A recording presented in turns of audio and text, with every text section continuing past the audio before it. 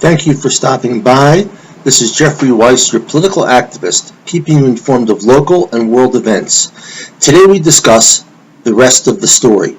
You have heard Donald Trump declare many changes in America's military alliances, trade policies, domestic spending, and taxes.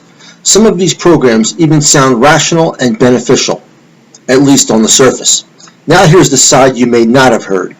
He is going to lower taxes on corporations and the rich. Within 10 years, the national debt will grow from 19 trillion to 40 trillion. This is not simply accounting. When the national debt reaches 200% of GDP, the U.S. credit rating will be lowered, forcing America to offer higher interest rates on the Treasury bills it sells to redeem those coming due. Money spent on the debt reduces money spent on domestic programs. It is the middle class and lower class who will wind up with this burden. A 25% tariff on Chinese goods, as Trump has threatened, would add 10% to the cost of living for poor and middle class households. Now, what happens to all the American companies that derive a large percentage of their profits from the Chinese market when China retaliates? Apple derives $48 billion in profits from China, or 22% of their total. Intel, $13.5 billion in profits, or 24%. Qualcomm, $13 billion, or 53% of their profits.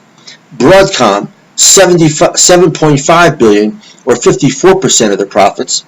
Boeing, $10.5 billion, or 11% of their profits. Texas Instruments, $7 billion, or 45% of their profits. Nike, $5 billion, or 12% of their profits. And DuPont, $4.5 billion, or 9% of their profits. Protecting the coal industry, a dying source of energy that is the worst polluting substance on Earth. Solar power is now as cheap as coal and does not pollute. For every one job added or protected in the coal industry, 5 jobs can be added in alternative energy: wind, solar, hydroelectric. Trump says he will tax Mexican imports 35%, but 30% of the value of all Mexican imports is American parts and American labor. Parts and technology are sent to Mexico, where the cheaper labor only puts the pieces together. Then there is NATO and the EU. Some of you are too young to remember the wars in Europe and Asia. 3 major wars in 50 years: World War I, II, and Korea.